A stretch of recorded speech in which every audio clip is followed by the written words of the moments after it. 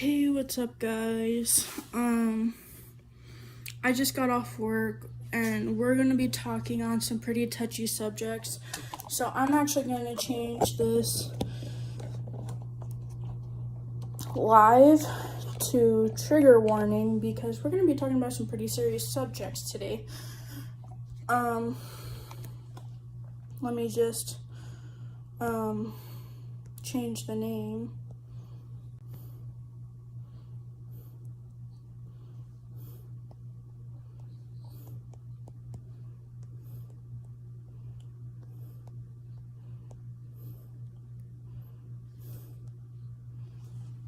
Okay, let me take off my badge because seeing it in the mirror view is actually kind of triggering me. So, hey, what's up, guys? So, my hair looks very flat because, again, I've been wearing a hat all day. So, let me floof it up a little bit. And now I look less like I have an Edgar cut and more like I just have a bob, like a bowl cut. But anyways, guys, today we are going to be doing lots of hard work. I'm making this video because, what the hell is this doing in here? Because I have some family members who my goodness, they never truly believe me on everything that I said that happened in my lifetime. And I'm okay with that, but I'm making this live because I want to show it to them. Because, you know, there's no way that some people can just make certain things up. And so you can make up like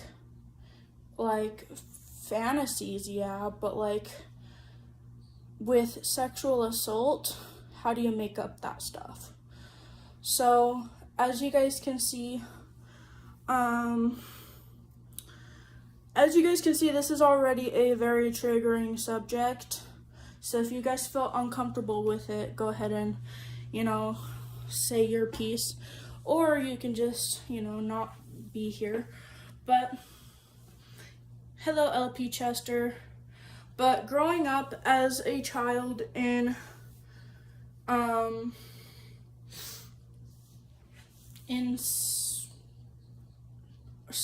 very deep southern Arizona, in the part of Arizona that nobody even speaks about because it's so far out in the middle of the desert that it is literally like unspoken of due to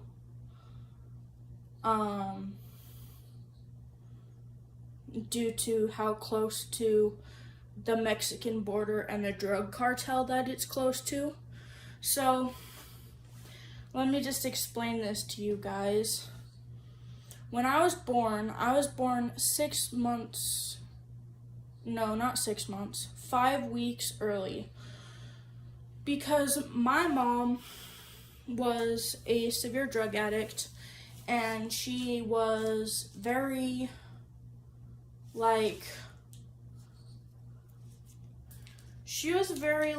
how do I put it?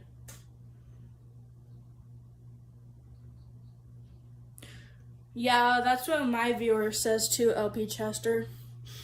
But it says 56 to 67 or something like that, which is really funny because most of the people on my subscription channel, subscription area are all children, so that's really funny to me. But anyways, so back to my life story. We were living out in the middle of the desert. We were basically my mom gave up custody of me at 6 months old because custody was taken from her and she freely gave it up with ease. She did not fight it. So my mom lost custody of me, and so did my dad, sadly, because my dad's actually a really good guy. I've talked to him in the last year, and he's really nice. And so, anyways, I need to figure out something else to wear. But my mom was she just wasn't meant to cut out to be a mom at 19. So then we skip forward about, I don't remember much past this, but I remember when I was about 2 years old. Okay, you're fine, LP Chester, no need to say sorry. But skip forward to about 2 years old. I am, I remember the things that happened to me, but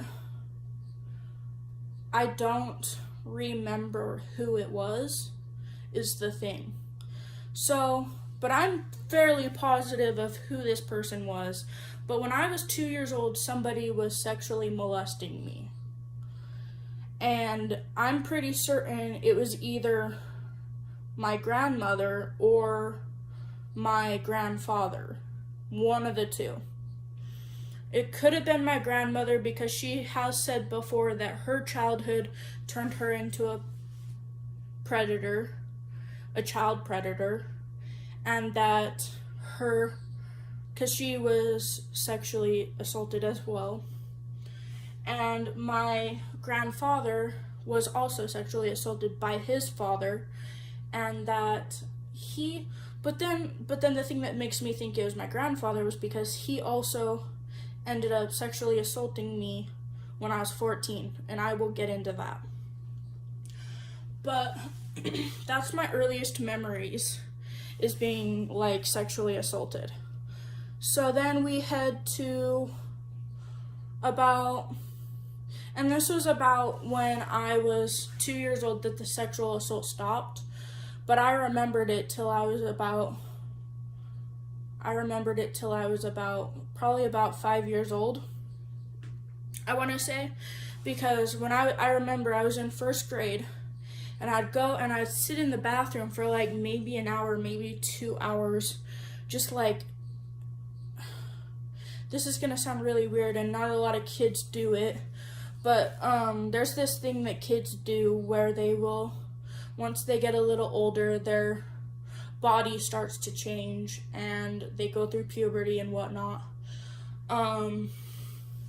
It's basically a form of, I hate to say this word, but it's basically a form of masturbation. I started doing that at 5 years old because I was being sexually harassed by kids at school. I remember one time I went into the bathroom and there was this little boy, and I still remember his first and last name to this day. His name was Angel Reese, and I don't remember much about him. All I know is he took me to the bathroom and pulled off my clothes and attempted to have sex with me, but didn't know how it worked. And then the teacher came knocking on our door looking for him. So the thing is between not knowing what's going on with my body and not knowing what was going on with my family, because remember, I grew up in an abusive household. My grandparents were abusive. They would beat me. I remember several times waking up at early morning times and we would already be getting beaten and hit. And there was this one time where somebody threw a fan, like, you know, those big space fans from back in like the 1990s. We had one of those, and it was like it was like probably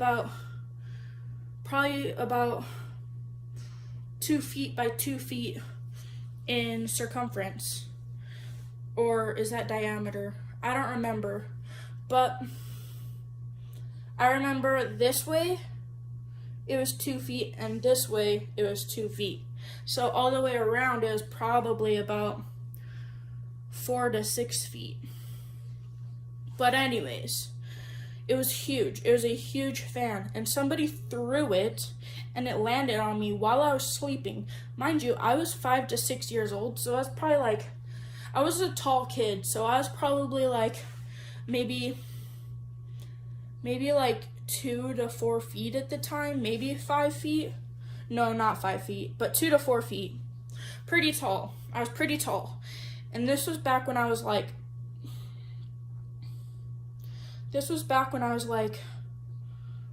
6, 7 years old. I remember the house we were living in. Sorry, I had to burp. And so, what I'm gonna get into today is a lot of my trauma. Because not only does my family need to see it, but so does my therapist, honestly.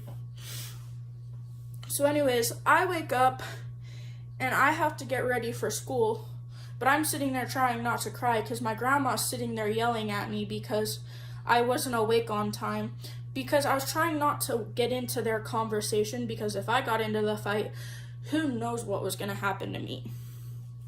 So, anyways, I was probably, sorry, I'm going to take off my pants. Don't worry, I'm wearing shorts underneath them. They're just super short. So I'm going to put on a different pair of shorts over the other shorts. But these pants are getting really uncomfortable. But anyways, I'm wearing my shorts as underwear, actually. It's kind of weird. It's because they're so short. They're basically like, it's weird. I don't know how to explain it. But anyways, so I was 6 or 7 years old, and I remember getting a fan thrown at me. When I was about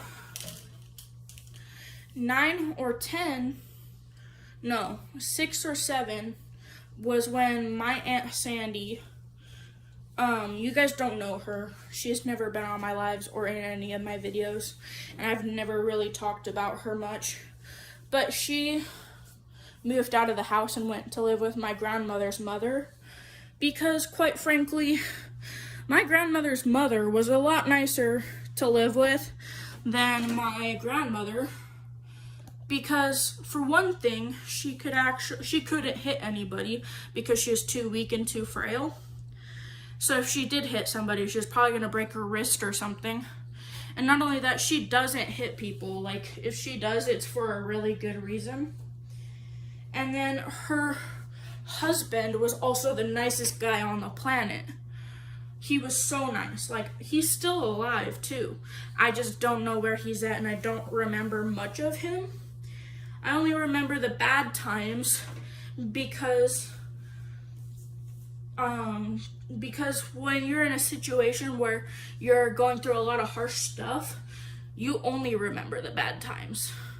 And for me, I'm still alive because I remember the good times too.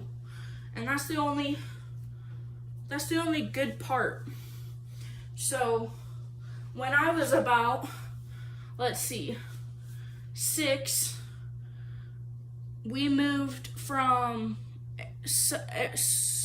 Arizona, in the part that we normally lived in, to a different house, where a few things happened. Was once I was there, I had to save a couple of my friends. I was 6 or 7, my uncle was gone, and one of my friends got into his marijuana, and they had a seizure while on it. And I had to wake them up from the seizure. I didn't know it was a seizure at the time, but I knew something was wrong. So, because they were smoking marijuana, because it's legal in Arizona. It's not legal to grow it, which they were also doing, but it's legal to smoke it.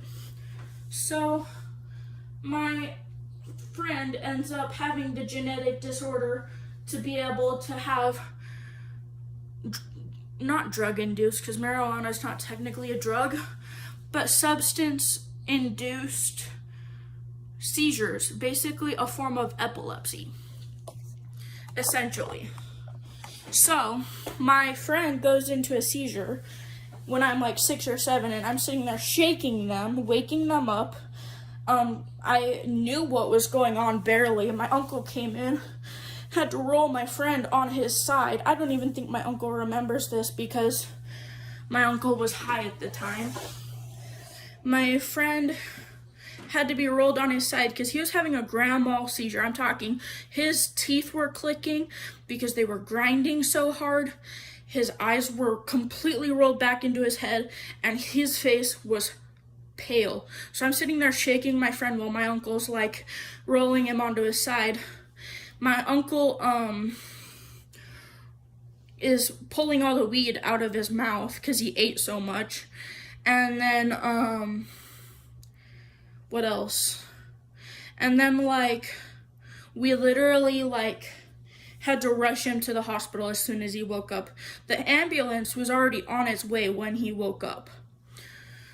So after that happened, I never let any of my friends into my house again.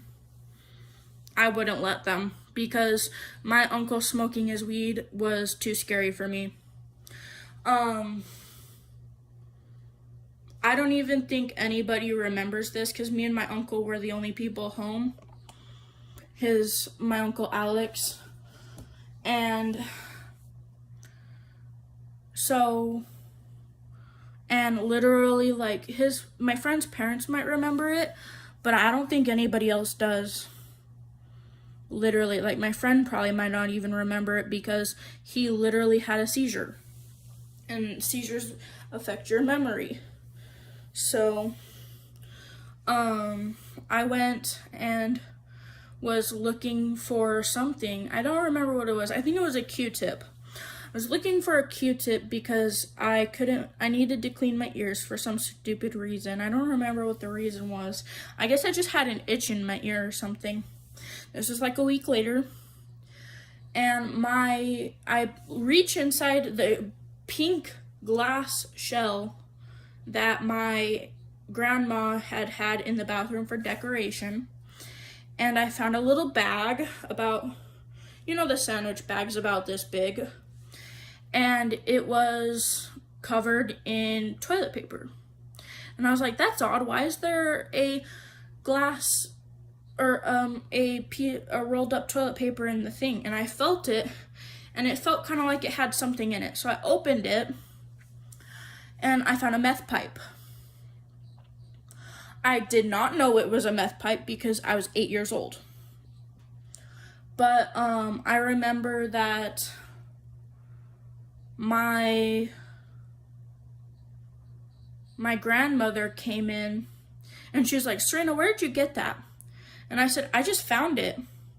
My uncle comes in, and he said, Mom, you know that's yours. Stop playing dumb. So we all knew my grandparents were on drugs. Mind you, my grandfather also got arrested when I was 2 for an automobile homicide that I forgot to mention.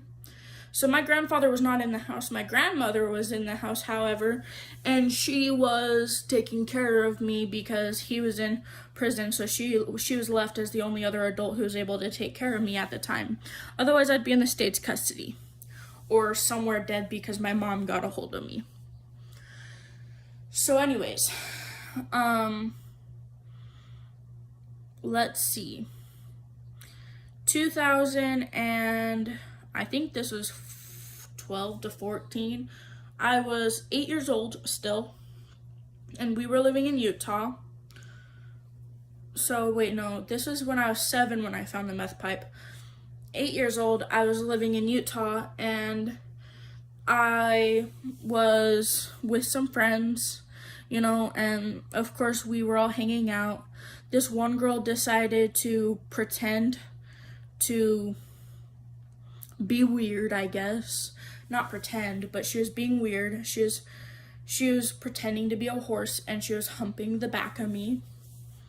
So basically riding me like a horse while also spanking my butt because she was pretending to be a horse again. And basically my friend, I had another friend who was about her age. They were both like 11 or 12. Apparently, she was extremely aroused during this time, and I was 8 years old and they were like 12. So that was really wrong because that was pedophilia right there. But anyways, we don't talk about that because I don't remember her name, let alone where she was at. I just know she was a lot older than me and she was babysitting me. That's all I remember. So anyways, oh, I forgot to mention that one part that happened when I was 4. I'll mention that later. So anyways, when I'm about 8 years old, I go to live with my Aunt Veronica. She's the nicest woman who's ever been part of my grandmother's family ever. Like, not other than my Aunt Sandy and my 2 uncles that I remember and my other aunts. Because remember, my grandmother has 5 kids. So, actually I never said that, but my grandmother has 5 kids, which is really sad because they're all neglected because of her. Apparently she's doing a lot better, but who knows? I can't trust the situation and I don't need more trauma in my life if she were to relapse or die. So I chose not to get a hold of her. I plan on it eventually before she dies because she's already had 2 heart attacks and like 1 open heart surgery. So I plan on getting a hold of her sometime soon. Just not right now because, again, she was really abusive. I'm trying to forgive her still. I'm going through a lot of pain and suffering because of her. She does not remember or nor does she acknowledge that she was so abusive. But again, like I said, my Aunt Sandy left her house when she was 16. She got emancipated. So, or was she 18? I don't remember. But as soon as she got the chance, she left. And she got emancipated, I think. And she got signed over by my grandmother like that. Like, my grandmother did not give 2 flying shits, which was really sad to me. So anyways, I go to, where did I go? I go to back to Arizona after living with my Aunt Veronica. I go back to Utah because my Aunt Veronica lives in Oregon. I spent 6 months there. No, less than 6 months. I spent like 4 months there. But anyways, I spent a short amount of time there, and we eventually moved the situation to going to Arizona, back to Arizona, because my grandmother's mom was getting really old, and she was really frail, and she was really, really sick. She was having heart problems and everything. At that point, my Aunt Sandy was still living with her, and my grandmother moved back with my grandmother's mom, and we went to go to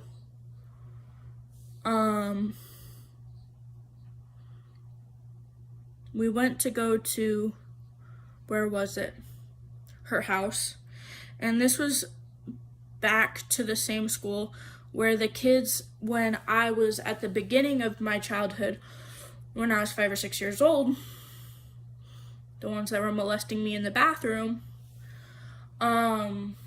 that's basically, I went back to that childhood, that thought process. And at that point, I hadn't thought about anything sexual in years. I hadn't. I didn't even remember most of it. So I went back to school, and there was this kid. His name was Cody Condi. Remember his name to this day. I will never forget it. And I was 8 years old, and he was 12 to 13, maybe 14. And we would sit on the bus next to each other, and he would force me to sit next to him. And I thought I had a choice, but I was being manipulated. So I didn't feel like I had a choice, and I felt so uncomfortable. I thought, man, I'm really not going to have any friends if I turn him down. So I'd go sit next to him, and he would, he would molest me, and he would get me to do certain adult things like oral. He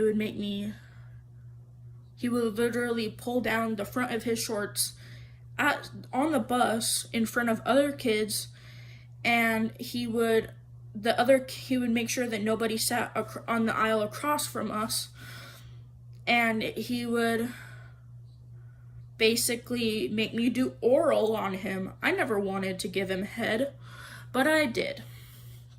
So anyways, eventually I went to school.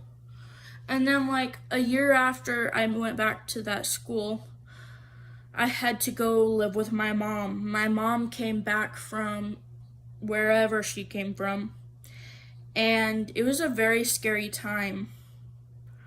My mom got beat up by a boyfriend. She lost a boyfriend who literally died in California in 2018. We don't think he was murdered. He fell into a river, hit his head, and drowned, is what the assumption is by police and paramedics and investigators who did,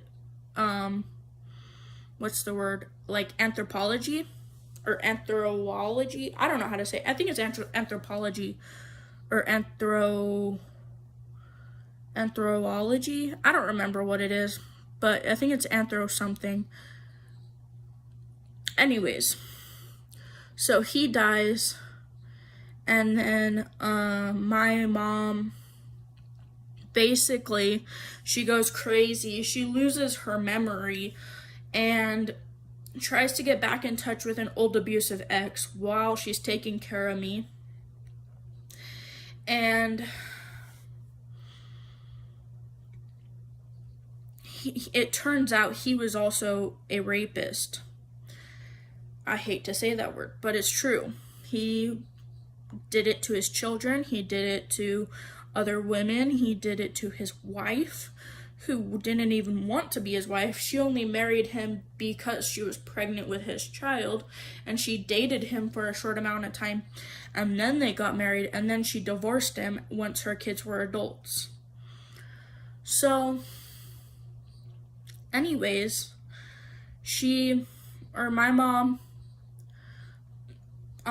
goes and she is talking with him, and then she ghosts him because out of the blue she remembers him being an abuser, and she remembers the stuff he did to her, and she remembers everything basically because again, she had forgotten everything. She had lost her memory. Basically, it's a trauma response, according to science and doctors and therapists. She lost her memory. So, going forward, we moved to a place in Arizona called Ajo. Of course, my mom becomes a Jehovah's Witness and is severely anal about it. She is severely abusive towards me because of it. She forces me to go to her church. She forces me to do basically everything that I don't really agree with. I told her I didn't want to be a Jehovah's Witness, and she never believed me. Or she believed me and didn't care. So anyways, I go forward and I tell her and I tell her and I tell her and I tell her I don't agree with this. And I agreed to it at some point, but I didn't know I was agreeing to it, and she literally held that against me to this very day. So, I thought I was agreeing, saying she's okay to go to that church, but I never said I was okay with going to that church, is what I thought I said, but I guess I was wrong. So anyways, my mom,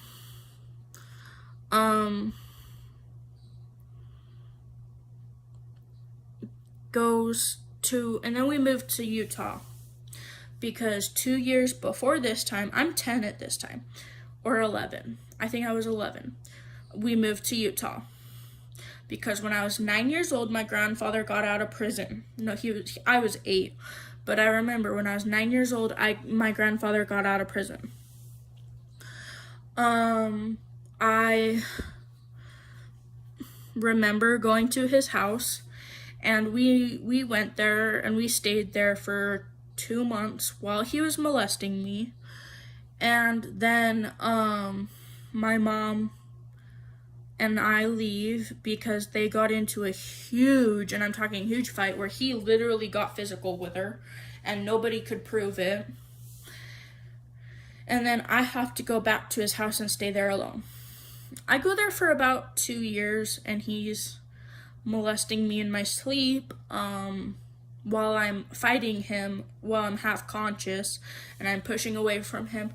You know, people say that, like, stuffed animals protect you. In this case, they literally did, because I was putting my stuffed animals, I was clutching onto them so that he could not molest me.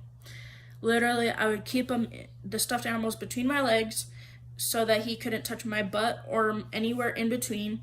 And I would hold my stuffed animals like this.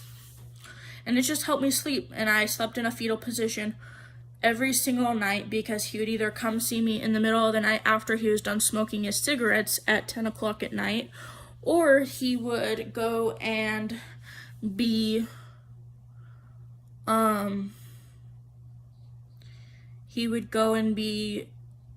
with his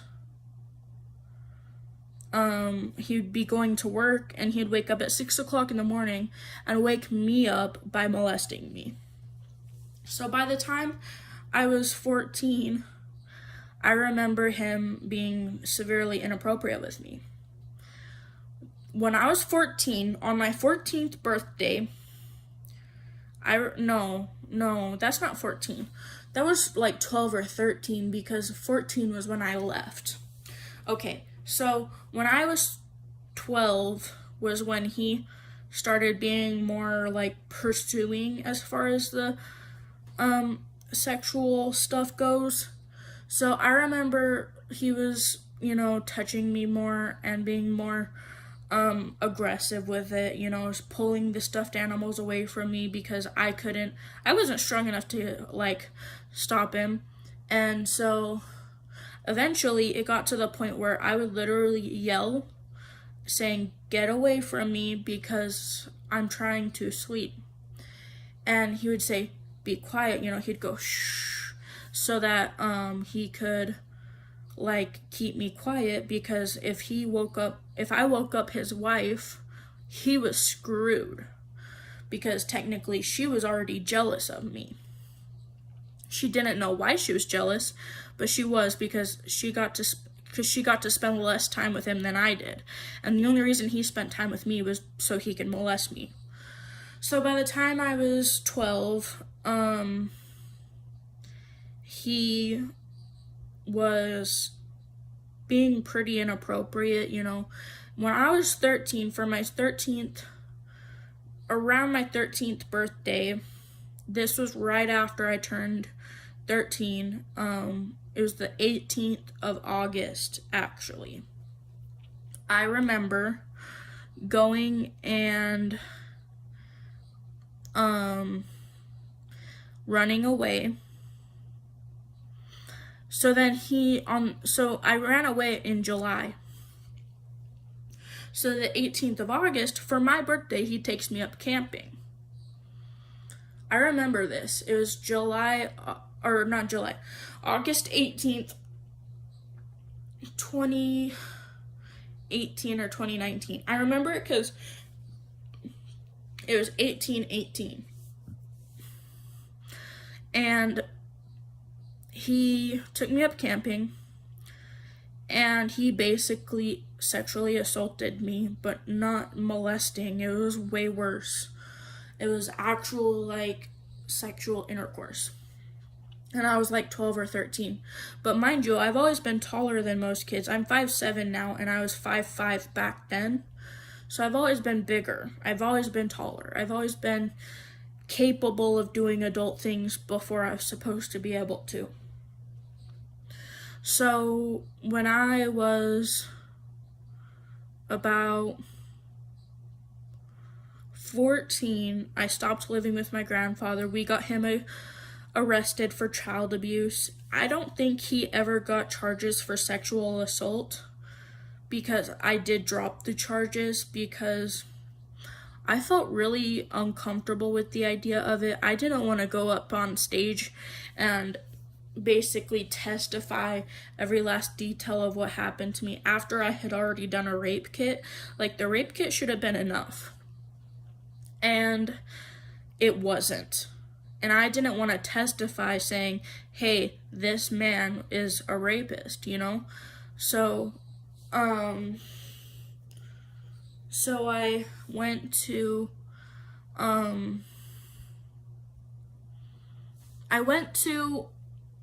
where is it?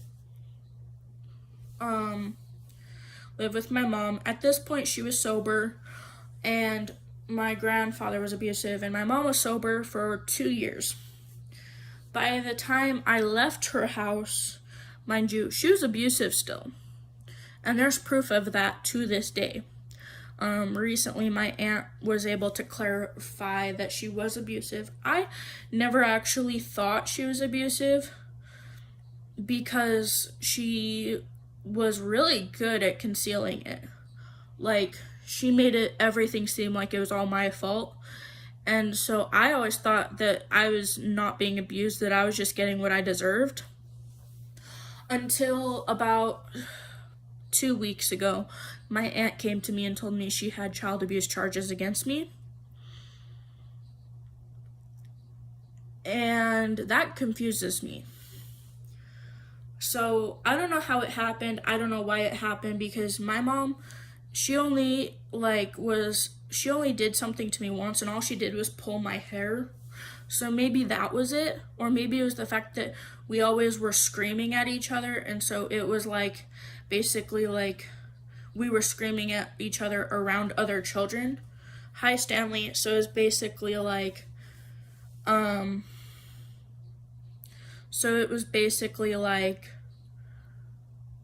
child abuse on other children, basically, I guess. Like, what's the word? I don't remember.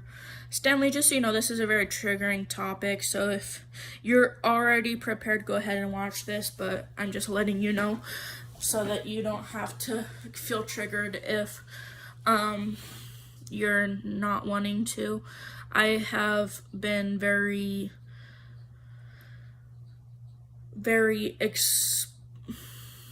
how do I say this? I've been very, like, specific in the way that I've been talking about my child abuse today.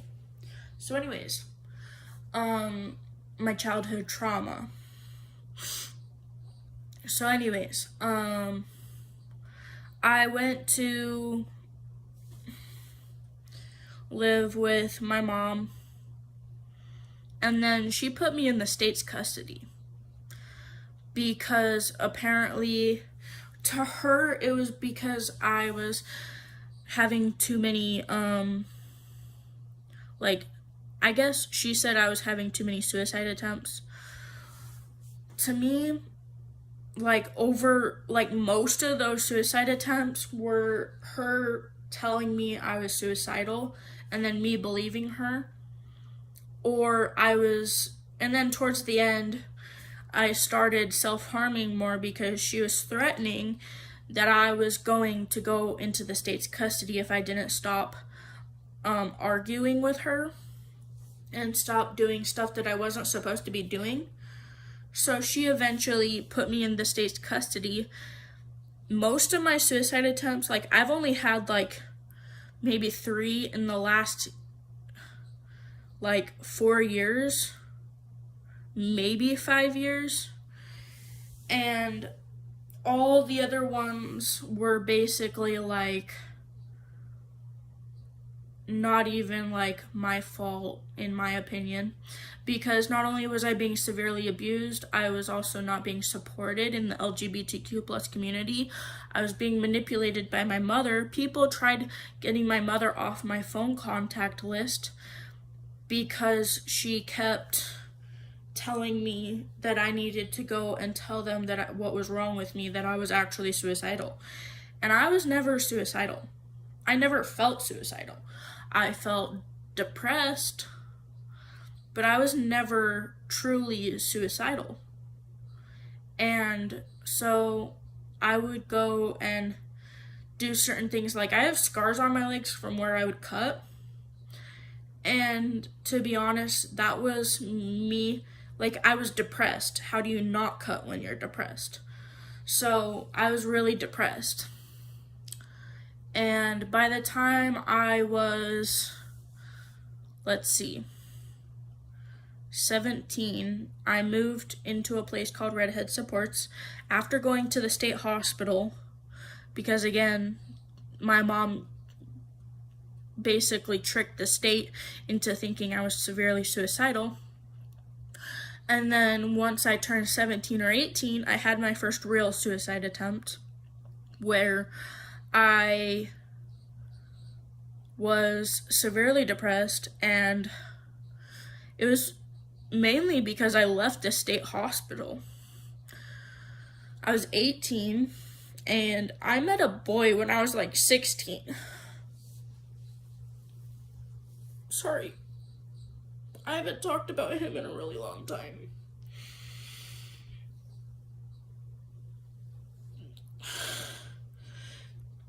There was a boy there, and he was my best friend, who I never got to talk to him, but I watched him every single day.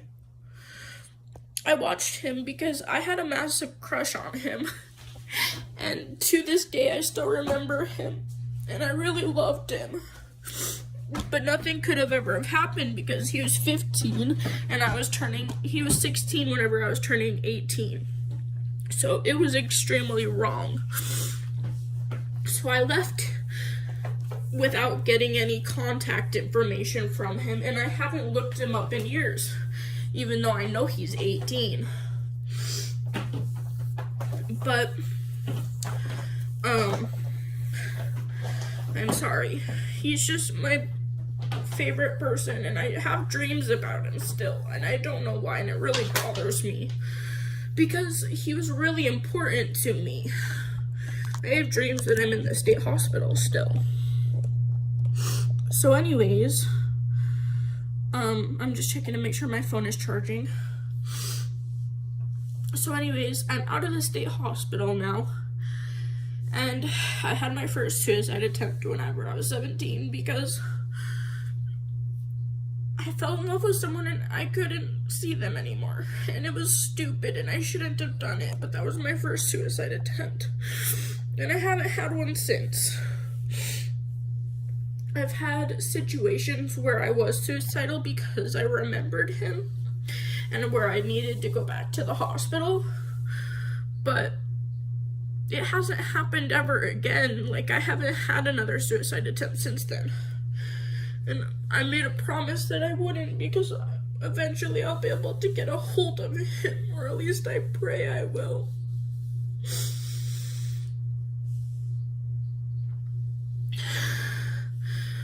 But anyways, I went to this place, and it's called Google Voice, and I inputted my number into it, and my phone number, and I was able to make it so that I had a separate phone number, and it was secret. I've been keeping it secret, and then recently I told my group home about it because I have family there. That's where I keep my family. Their phone numbers, their contacts, And I recently got a hold of my Aunt Crystal, my Aunt Chandria, my Aunt Veronica. My Aunt Sandy's always been on my phone list. I don't know why. But anyways, I got a hold of all of my family, including 2 of my cousins. I wish I had a 3rd cousin on there, but that's okay, because I mean, I'm happy with what I have, and my 3rd cousin doesn't need to know everything that's going on in my life. I just want her to know just the small things, you know. I want her to know how much I care about her.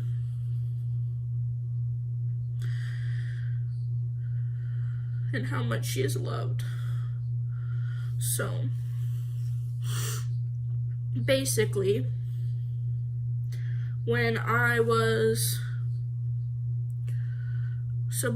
I've been living in a group home for the last 4 years of my life, and in the state's custody for the last, it's been 7 years now, maybe 8. No, because it's been 8 years since I've lived with so I stopped living with my grandfather in 2019 or 2020. So it's been 5 years since I lived with my grandparents. Wait, no, it's been 10 years, right? Yeah, 10 years since I lived with my grandparents. It's been 7 years since I've lived with my mom, because I left living with my mom in 2023. So, basically. So right now I'm writing my aunt, and I'm not gonna say any of their last names because honestly that's their permission and stuff, and I don't want you guys to go looking them up, because honestly you're not gonna find them without their last names. So anyways, I have contact with my cousins. I'm trying to get contact with more friends, but I don't know who to get in contact with, because I'm trying to find out, I want to go live up north in northern Utah in about the next 1 to 2, maybe 3 years, and I need to figure out where I'm gonna live. So I want to live near family, and I want to live maybe with a friend or maybe a partner of some kind, and I don't know.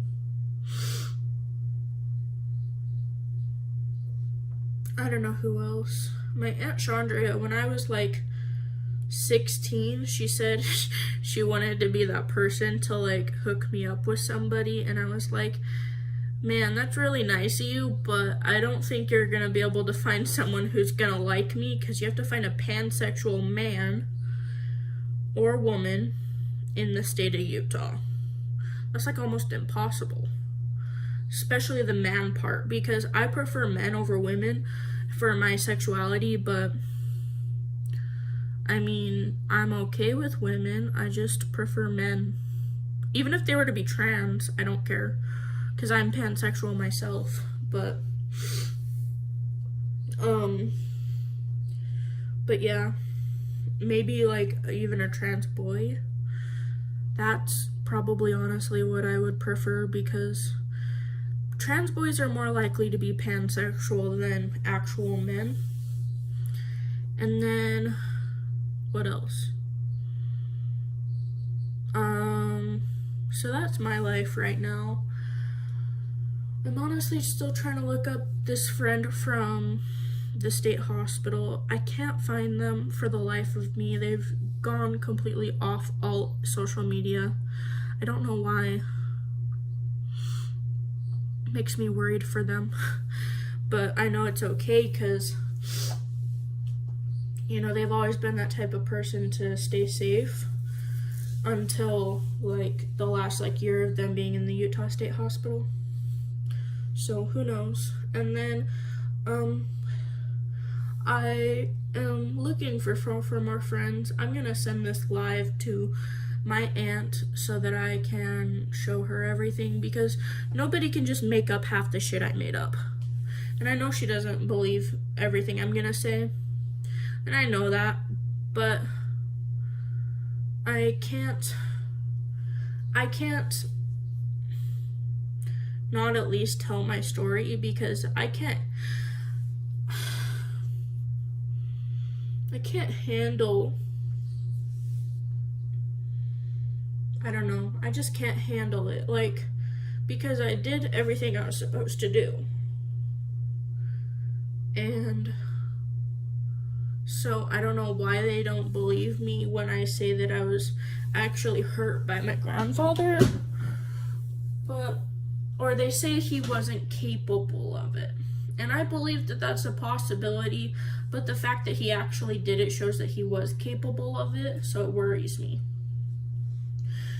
So, it worries me because he has other children that he's around. He could be hurting them. So, and,